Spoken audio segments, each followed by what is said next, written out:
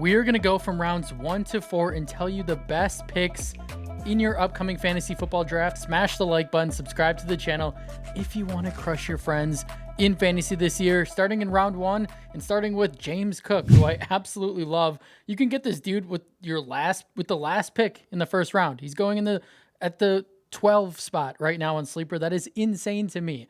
I think Cook has top 3 upside overall in fantasy this year, not just at the position. And my confidence in saying that is that he could see his largest workload of his career with Joe Brady, who was the offensive coordinator last year, takes over as the head coach.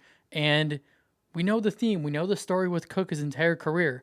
He doesn't have a high snap share. He was on the field for 58% of the snaps last year, but still finished with nearly 2,000 total yards, 14 touchdowns. He was third in rush attempts behind CMC and JT. The rushing usage and production has been great.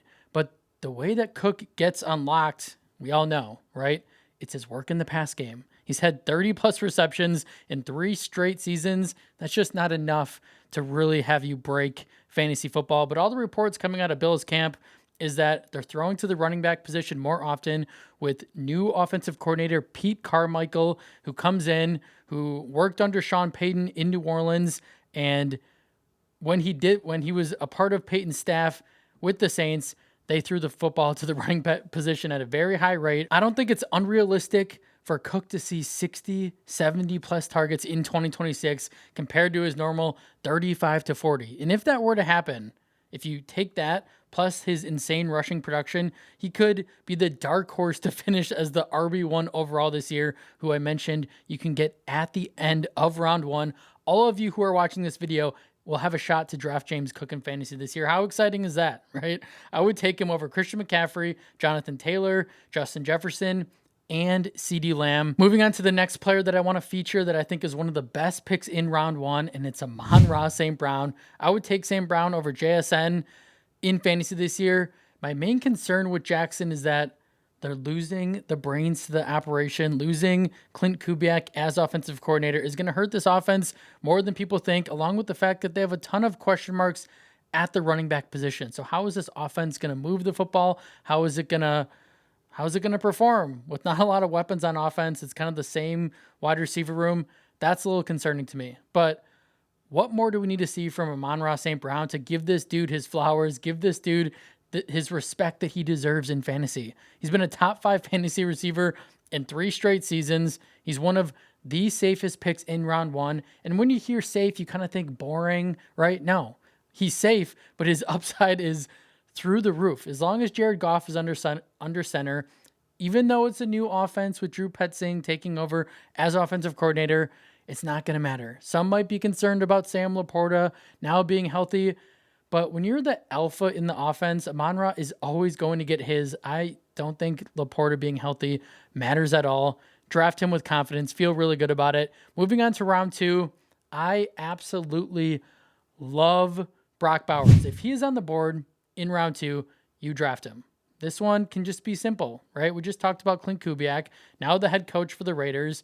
He's going to turn Bowers into JSN. Some people might not like that, but Brock Bowers is a wide receiver just playing tight end, right? So he's going to be moved all over the formation. He's going to be the focal point of this offense, just like Jackson was in Seattle last year. There's not many threats at all in the receiving game. Like, I think the player who finishes second in receptions this year for the Raiders behind Bowers is going to be Ashton Jeanty. That's how many question marks there are in this Raiders wide receiver room. And remember, this is a guy in Bowers who was the tight end 2 in points per game his rookie year, with horrible pieces around him, with Gardner Minshew or Aiden O'Connell at quarterback, with Luke Getsy as offensive coordinator, and he still put up 112 receptions, over 1,100 yards, and 5 touchdowns. As a rookie, with a terrible supporting cast, now he gets either Kirk Cousins or Fernando Mendoza at quarterback, a better offensive line, a better ecosystem, more creative play caller coach, and Clint Kubiak. Like, if he's on the board, make sure you click on his name, because if you don't, you're going to be really upset you didn't. Another player that I love in round 2 that I think is one of the best picks you can make in this spot, and it's A.J. Brown. Like, what more do we need to say here? What more do we need to see from Brown to not be so excited about his outlook this year. He was the wide receiver 11 in points per game last year on a horrible, uncreative Eagles offense that was extremely run heavy, that had a quarterback that didn't want to throw Brown the football, that ranked 32nd in passing rate inside the 10-yard line. It was the tush push or went to Saquon Barkley. The Patriots, when they got in close, were 15th in passing rate inside the 15-yard line or inside the 10-yard line. You'll take that. That's a lot better, obviously, than what Philadelphia was. And he's going to be the clear-cut alpha wide receiver 1. There's no Devontae Smith in New England.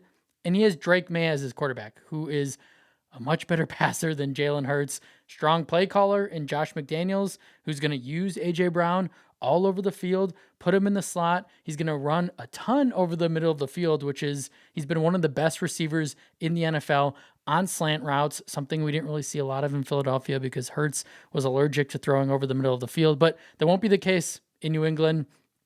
Feels like another 1,400-yard season for Brown. Double-digit touchdowns is a lock at this point. Like, it's just, as long as A.J. Brown stays healthy, I don't see why he can't break fantasy football this year. And the last guy that I love in round 2 that I talk about a ton on this channel and will continue to is Chase Brown. I mean, if you got burned by him the beginning of last year, you might not want anything to do with him. I get it. But he was the RB2, averaging 22 fantasy points per game from weeks 13 to 18 when Joe Burrow was healthy.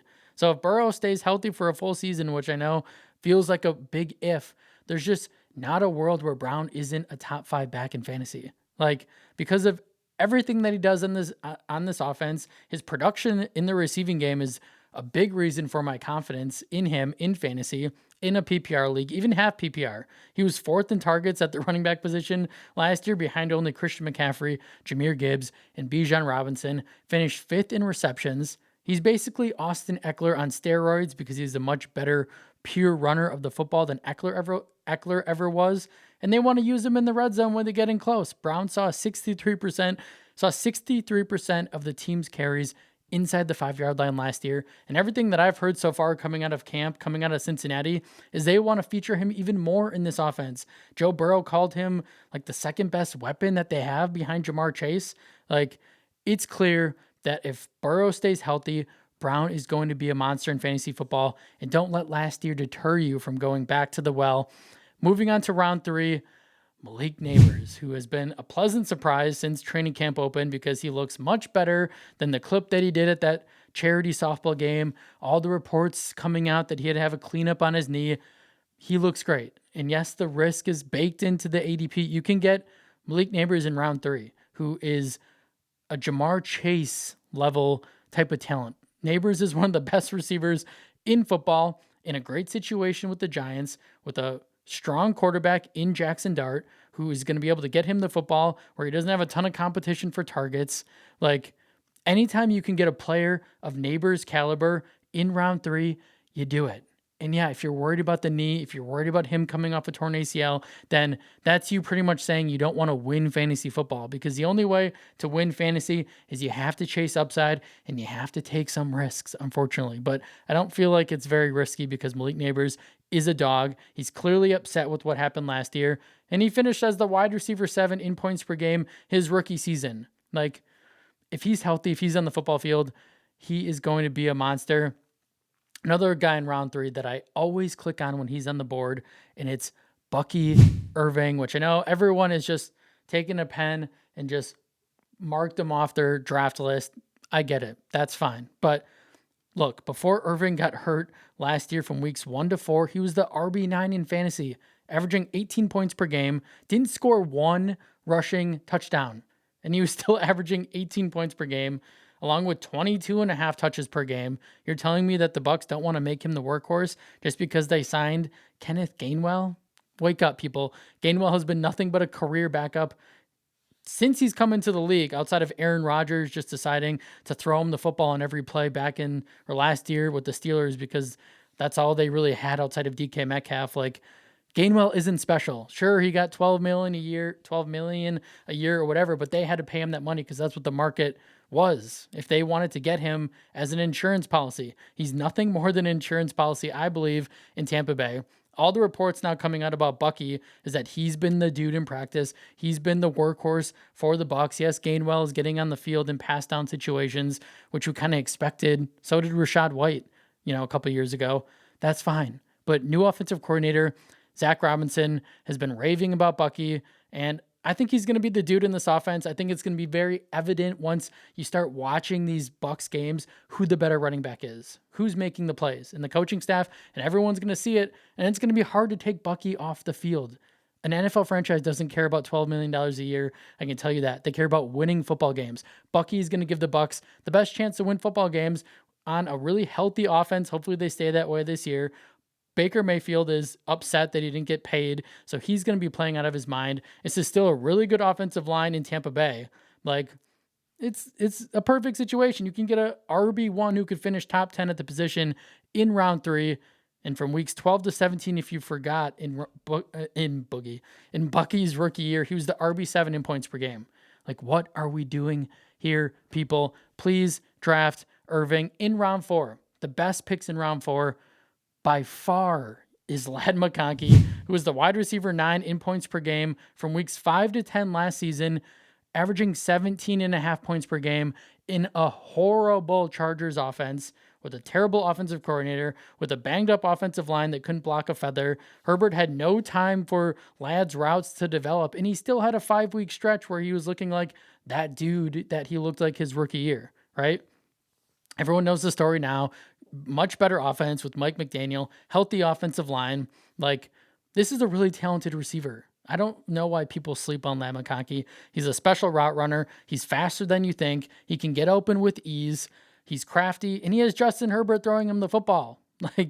Draft good players on good offenses, and click on Ladd McConkey. I think Quentin Johnson is also a nice sleeper as well later in drafts. Another receiver that I can't get enough of in round 4, who I talk about on this channel all the time. I didn't want to put him here, but he's one of the best picks in round 4. So we'll keep it brief. It's Emeka Egbuka.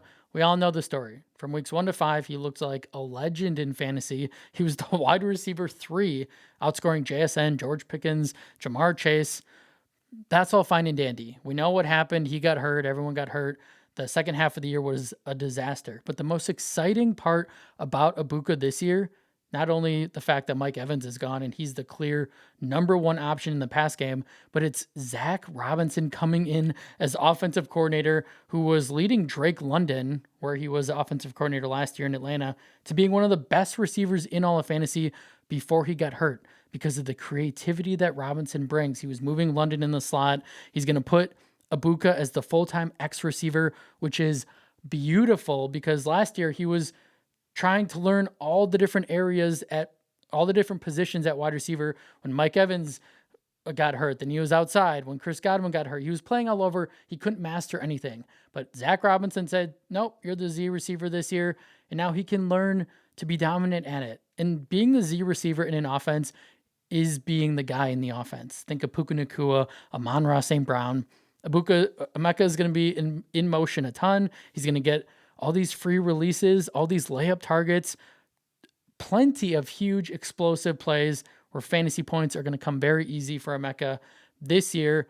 I believe in Baker. I still think this is a strong offensive line when healthy, like we just talked about. And the stars seem to be aligning for Emeka in fantasy this year. Please draft this dude. And the last guy on this list, who I just continue to buy more and more into as the days go on, and it's Tetairoa McMillan. I think he's going to be a household name at the wide receiver position by the end of the year.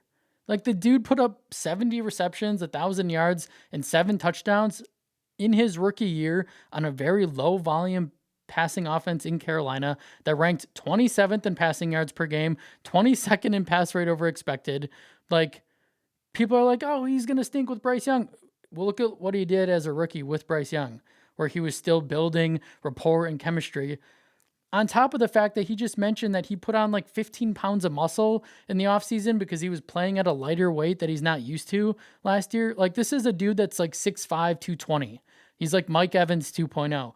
Bet on talented players. Stop worrying about Bryce Young, who is a better quarterback than you think and who will be unlocked this year. Do we really think that Bryce Young, who's entering the final year of his contract, that the front office is just going to continue to hide him and continue to run the football. As much as we love Jonathan Brooks this year, this is going to be a balanced offense. And the Panthers spent a first overall pick on this dude a couple years ago. Before they have to pay him $200 million or whatever it's going to be next year as he's in a contract season, they're going to want to see what he can do. I think offensive coordinator Brad Idzik, who's now taking over as play caller this year with Dave Canales handing that duty over, I think he's going to take the training wheels off Bryce Young and let him throw the football. We've seen flashes of Bryce Young looking like the former first overall pick. We saw it in several games last year where he threw for over 350 yards, 3 touchdowns. He can do it. And all the information, all the buzz coming out of Carolina in training camp right now is that he's having his best camp yet. And the rapport, the chemistry with Young and T-Mac is through the roof. I feel like every time I check in on them on Twitter, it's like, oh, T-Mac scored another long touchdown. Like, trust me, Bryce Young is better than you think, even though he hasn't shown it for years now.